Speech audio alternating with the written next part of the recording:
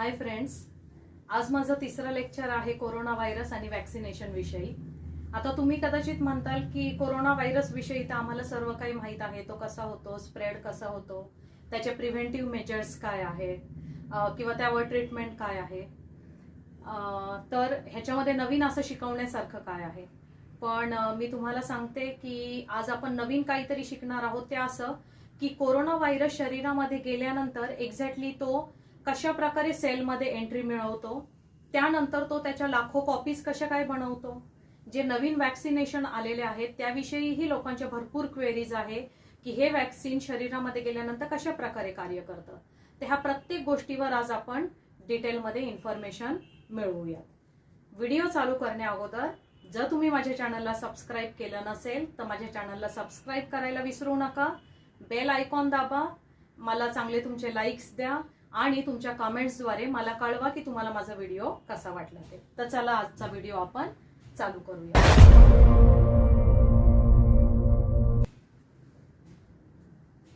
जसं मी तुम्हाला दरवेळेस सांगते की बेसिक पासून चालू करूया। तर आज आपण दोन सिस्टीम शिकणार आहोत। पहिलं म्हणजे इम्युनिटी सिस्टीम कशा प्रकारे कार्य करते आणि दुसरं म्हणजे रेस्पिरेटरी सिस्टीम कशा प्रकारे कार्य करते। तर इम्युनिटी सिस्टीम विषयी तुम्हाला माहिती आहे की ही शरीराची इन्फेक्शनच्या अगेन्स्ट लढण्यासाठी एक डिफेन्सिव्ह सिस्टीम आहे, म्हणजे स्वसंरक्षणार्थ ती कार्य करत असते। आणि ह्याच्यामध्ये ज्या पांढऱ्या रक्तपेशी आहे किंवा ज्याला आपण WBC म्हणतो, तर ह्यांचं कार्य अतिशय महत्त्वाचं आहे। तर टोटल 3 प्रकारच्या व्हाईट ब्लड सेल्स आहेत, मॅक्रोफेजेस, बी लिम्फोसाइट्स आणि टी लिम्फोसाइट्स। तर एक एक करून आपण काय करूया याच्याविषयी माहिती बघूया। पहिला आहे मॅक्रोफेजेस। तर मॅक्रोफेजेस काय करतात, ज्यावेळेस शरीरामध्ये कोणत्याही प्रकारचा व्हायरस शिरतो तर ह्या मॅक्रोफेजेस त्याचं डिस्ट्रक्शन करतात आणि त्याला गिळंकृत करतात। आणि गिळंकृत केल्यानंतर मात्र करण्यापूर्वी ते काय करतात, त्याचा काही पार्ट तसंच बाजूला ठेवतात, जो असतो प्रोटीन पार्ट, आणि त्यालाच आपण अँटीजेन असं म्हणतो। आणि ज्यावेळेस आपल्या बॉडीला हे समजतं की इथे काहीतरी हा शरीराशी मॅच करणारा पार्ट नाहीये, हे वेगळं काहीतरी प्रोटीन आहे, त्यावेळेस आपली बॉडी काय करते, पटकन आपल्या इम्युनिटी सिस्टीमला ऍक्टिव्हेट करते। मग काय होतं, हे जे बी लिम्फोसाइट्स आहे हे येतात आणि हे बी लिम्फोसाइट्स पटापट अँटीबॉडीज तयार करतात। आणि ह्या ज्या अँटीबॉडीज आहेत ह्या काय करतात, हा जो उरलेला प्रोटीनचा भाग आहे जो मॅक्रोफेजेसनी तसाच ठेवलेला होता तो डिस्ट्रॉय करण्याचा प्रयत्न करतात। त्यानंतर येतं टी लिम्फोसाइट्स। ह्या ज्या लिम्फोसाइट्स आहेत ह्या काय करतात, जर त्या व्हायरसनी एखाद्या सेलवर अटॅक केलेला असेल, आपल्या बॉडीच्या सेलवर, आणि आपली ती बॉडीची सेल इन्फेक्टेड झालेली असेल, तर ह्या टी लिम्फोसाइट्स जातात आणि आपल्या त्या बॉडीच्या सेलला काय करतात, डिस्ट्रॉय करून टाकतात। आता रेस्पिरेटरी सिस्टीम कशी काम करते, जेव्हा आपण ऑक्सिजन शरीरामध्ये घेतो तर तो ऑक्सिजन घेतल्यानंतर तो विंड पाईप मधून खाली जातो। त्यानंतर हा विंड पाईप 2 भागांमध्ये विभागला जातो, ज्याला ब्रॉन्कस किंवा ब्रॉन्काय म्हणतात। आणि त्यानंतर पुन्हा ह्याच्या फांद्या फुटतात, ज्याला ब्रॉन्क्युल्स असं म्हणतात। आणि प्रत्येक फांदीच्या शेवटी तुम्हाला अल्व्हिओलाई किंवा अल्व्हिओलस अशा हवेच्या पिशव्या दिसतील। तर आपण जरा मोठी त्याची फिगर करून बघूया। तर हे आहे अल्व्हिओलाई। तर हे अल्व्हिओलाई म्हणजे असतात हवेच्या पिशव्या। आणि इथं जर तुम्ही बघितलं तर हे पूर्ण केशिका म्हणजेच कॅपिलरीजनी काय आहे, त्यांना वेढलेला आहे। आणि ह्याचा जो पापुद्रा असतो तो अतिशय पातळ असतो। आणि हेच एक शरीरातलं ठिकाण आहे अल्व्हिओलाई हे, की जिथं ऑक्सिजन आणि कार्बन डायऑक्साईड ह्या गॅसेसचं देवाणघेवाण फक्त याच ठिकाणी होतं। आता आपण बघूया की कोरोना व्हायरस शरीरामध्ये कसा एंट्री करतो। पण त्यापूर्वी आपण बघूया आपली बॉडी, जी आपल्या बॉडीमध्ये आपली बॉडी ज्या सेलनी बनलेली आहे त्या सेलचं स्ट्रक्चर कसं आहे। आता तुम्हाला माहिती आहे की आपली बॉडी ही पूर्ण सेल्सनी बनलेली आहे आणि आपण हा अल्व्हिओलाई मधला एक सिंगल सेल घेतलेला आहे। तर ह्या सेलच्या बाजूला सेल मेम्ब्रेन असतं आणि तुम्हाला माहित आहे की सेल मेम्ब्रेन जे आहे ह्याच्यावर छोटे छोटे छिद्र असतात। त्यामुळं ह्या सेलमध्ये बऱ्याच गोष्टी डायरेक्टली जातात, जसं काही न्यूट्रिएंट्स आले तर ते डायरेक्टली सेलमध्ये जाणार। आणि सेलमधून काही वेस्ट प्रॉडक्ट बाहेर यायचे असतील तर ते सुद्धा डायरेक्टली येतात, त्याला सेलची परमिशन घ्यायची गरज नाही. पण सेलवर ही सेल आहे, बॉडीची एक सेल आहे, ह्याच्यावर हे जे ACE2 रिसेप्टर आहे ज्यांचा लॉंग फॉर्म आहे अँजिओटेन्सिन कन्व्हर्टिंग एन्झाईम, तर हे प्रेझेंट असतात. आणि दुसऱ्या काही गोष्टी आहेत ज्यांना जर त्या सेलमध्ये जायचं असतं तर त्यांना ह्याच्याशिवाय आतमध्ये जाता येत नाही, तर ह्याला मोस्टली लॉक असं म्हणतात, कुलूप असं म्हणतात. आता जर तुम्ही हा कोरोना व्हायरस बघितला तर ह्या कोरोना व्हायरसच्या वर तुम्हाला प्रोटीन्स दिसतील ज्याला स्पाइक प्रोटीन असं म्हणतात आणि ज्याला दुसऱ्या भाषेत किल्ली असंही म्हणतात. तर ज्या वेळेस हा कोरोना व्हायरस येतो तर ह्या कोरोना व्हायरस करता एक्झॅक्टली आपल्या ह्या ACE2 रिसेप्टर वाला जे कुलूप आहे त्याला लागणारीच किल्ली असते आणि त्यामुळं हा ती किल्ली ह्या ACE2 रिसेप्टरला लावतो आणि आपल्या त्या सेलला वाटतं की हा आपल्या शरीरातलाच काहीतरी भाग आतमध्ये चाललेला आहे, त्यामुळं हे ACE2 रिसेप्टर काय करतं, त्याला परमिशन देतं आणि अशा प्रकारे हा किल्ली बरोबर ह्या ACE2 रिसेप्टरला लावून आपली जी ही सेल आहे ह्याच्यामध्ये हा कोरोना व्हायरस काय करतो, प्रवेश करतो. आता तो आत गेल्या गेल्या त्याचं ध्येय आणि उद्दिष्ट एकच आहे, काय आहे की त्याला त्याच्या लाखोनी कॉपी बनवायच्या आहेत. त्यामुळं आत गेल्या गेल्या त्याच्यामध्ये हे जे कोरोना व्हायरसमध्ये RNA असतं ह्याच्यामध्ये जेनोमिक कोड्स असतात, म्हणजे जेनेटिक मटेरियल असतं.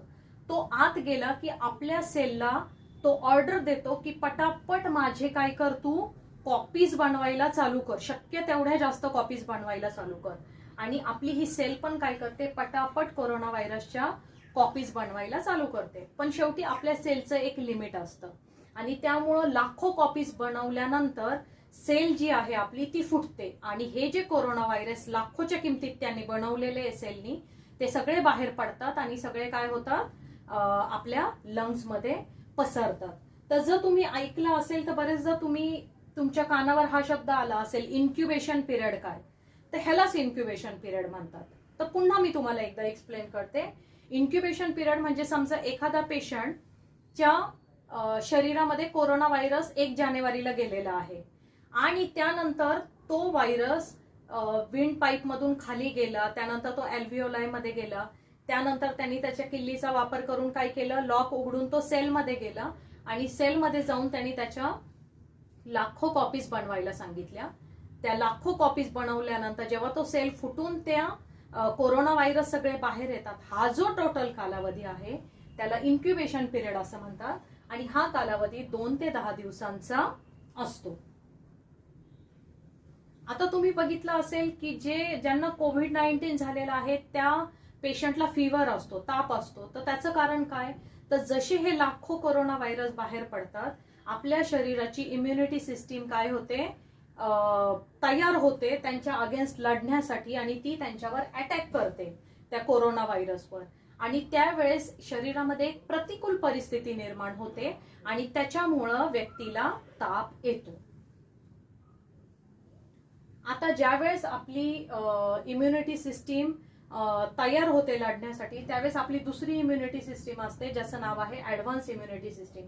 ही इम्युनिटी सिस्टीम सुद्धा काय होते, ऍक्टिव्हेट होते आणि जे काही अँटीबॉडीज आहेत ते पटापट ती काय करते, तयार करायला लागते आणि हे अँटीबॉडीज जातात आणि जे हे कोरोना व्हायरसचे स्पाइक प्रोटीन आहे म्हणजे ज्या ह्या किल्ल्या आहेत त्याला जाऊन काय करतात, ते पकडतात किंवा ते जाम करून टाकतात त्याला आणि ते केल्यानंतर आपल्या शरीरातले जे मॅक्रोफेजेस आहेत ते ऍक्टिव्हेट होतात आणि ते काय करतात, हे जे कोरोना व्हायरस आहे ह्यांना गिळंकृत करून त्यांचा पूर्ण विनाश करण्याचा प्रयत्न करतात.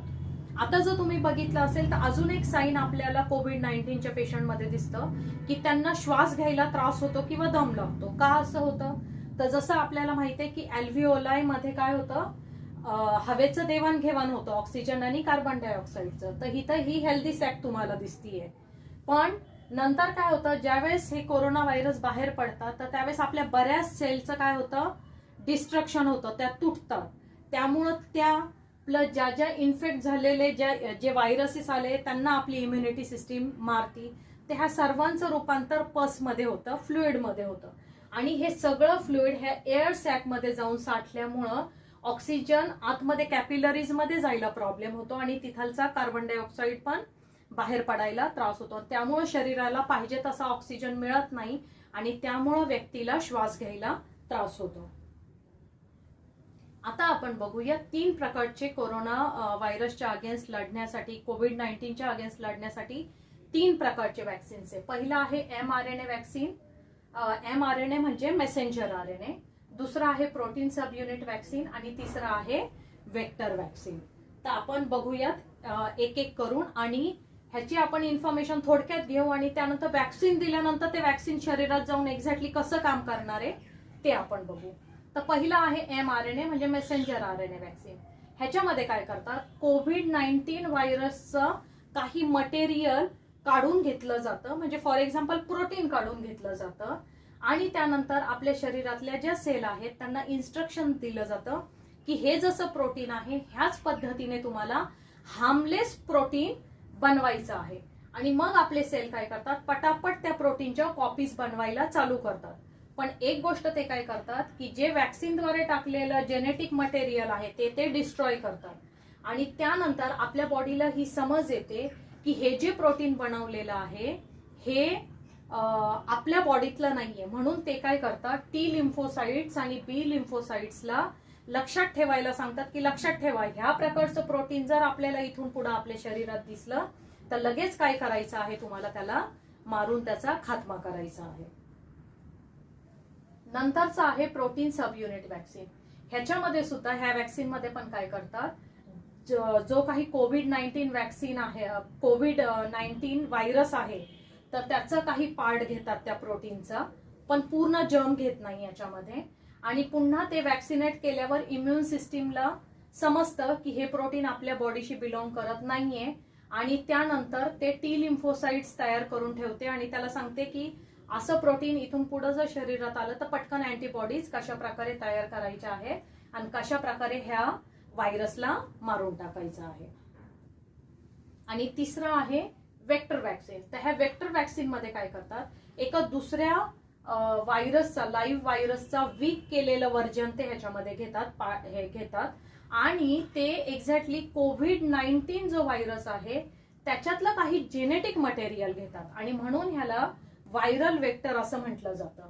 आणि मग हे काय करतात, हे जे व्हायरल वेक्टर आहे हे शरीरामध्ये टाकलं जातं आणि ते जे जेनेटिक मटेरियल आहे ते सेलला सांगतं की तुम्हाला अशा प्रकारे प्रोटीन बनवायचं आहे, एक्झॅक्टली हे जसं आहे तशाच पद्धतीने तुम्हाला प्रोटीन बनवायचं आहे.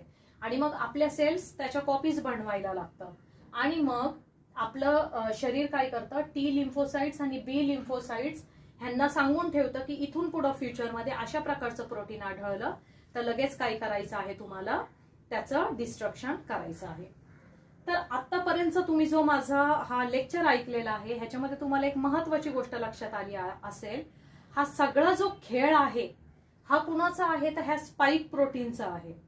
आणि त्यामुळंच ज्या वॅक्सिन बनवणाऱ्या कंपन्या आहेत त्यांनी काय केलं की जे हे कोरोना व्हायरस आहेत ह्याच्यातले त्यांनी जे जेनेटिक इन्स्ट्रक्शन्स आहेत ते काढून घेतले आणि त्याच्यापासून हे स्पाइक प्रोटीन बनवायला प्रेफरन्स दिलेला आहे. आता ज्यावेळेस त्यांना हा mRNA शरीरामध्ये मेसेज देणारा म्हणजे संदेश देणारा mRNA जेव्हा त्यांना शरीरात सोडायचा आहे तर हा जर त्यांनी डायरेक्ट वॅक्सिनद्वारे शरीरामध्ये सोडला तर प्रॉब्लेम काय आहे की हा mRNA अतिशय नाजूक असतो आणि जर तो डायरेक्ट वॅक्सिनद्वारे शरीरात सोडला तर आपल्या शरीरामध्ये जे नॅचरल एन्झाईम्स आहे तर ते काही क्षणात काय करतील, त्याचे तुकडे तुकडे करून टाकतील. तर त्यासाठी तो mRNA ला सेफ ठेवण्यासाठी त्याच्या बाजूला एक ऑइलचा बबल बनवला गेलेला आहे जो लिपिड नॅनो पार्टिकल्स पासून बनवलेला आहे. आणि ज्यावेळेस हा वॅक्सिनद्वारे शरीरात सोडला जातो तर तो पटकन ह्याला चिकटतो आणि त्यानंतर हा बबल फुटतो आणि हा mRNA आत जातो. mRNA सेलमध्ये गेला की तो पटापट त्याचे स्पाइक प्रोटीन बनवायला चालू करतो. स्पाइक प्रोटीन बनवले की हे स्पाइक प्रोटीन बाहेर येऊन काय करतात, ह्या वॅक्सिनेटेड सेलच्या बाहेर येतात आणि इथं सेल मेम्ब्रेन जी असते त्याला चिकटतात. ते इथं सेल मेम्ब्रेनला येऊन चिकटले की आपल्या बॉडीला कळतं की हे वेगळ्या प्रकारचं काहीतरी प्रोटीन आलेलं आहे आणि आपली बॉडी काय करते, आपली इम्युनिटी सिस्टीम जी आहे ती ऍक्टिव्हेट करते.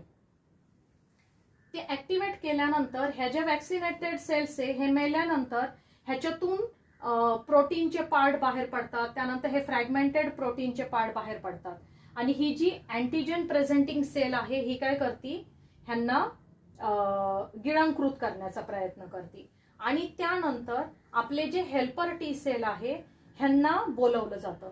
ह्यांना बोलवल्यानंतर हे एक अलार्म देतात की अरे असं असं इन्फेक्शन आलेलं आहे आणि त्याच्या अगेन्स्ट काय करायचं आहे, आपल्याला लढायचं आहे.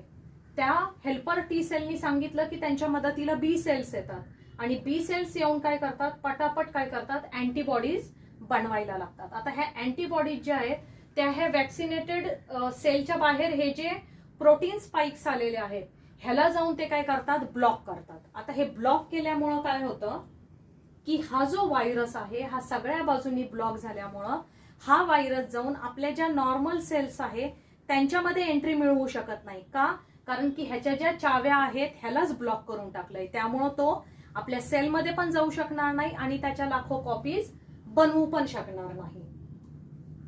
त्यानंतर त्यांच्या मदतीला येतो कोण, ऍक्टिव्हेटेड किलर टी सेल.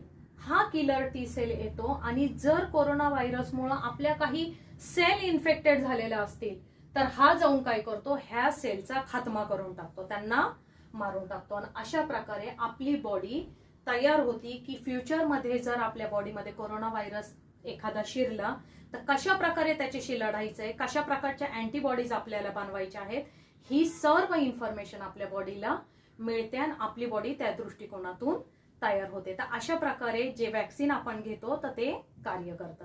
मला वाटतंय आजचा जो टॉपिक आहे तो तुम्हाला व्यवस्थित समजला असेल. जर तुमचे तरीही काही डाऊट्स असतील तर जरूर मला कळवा आणि मलाही तुमच्या डाऊट्सचे उत्तरं द्यायला आवडतील. पुन्हा भेटूयात पुढच्या सेशनमध्ये. थँक्यू.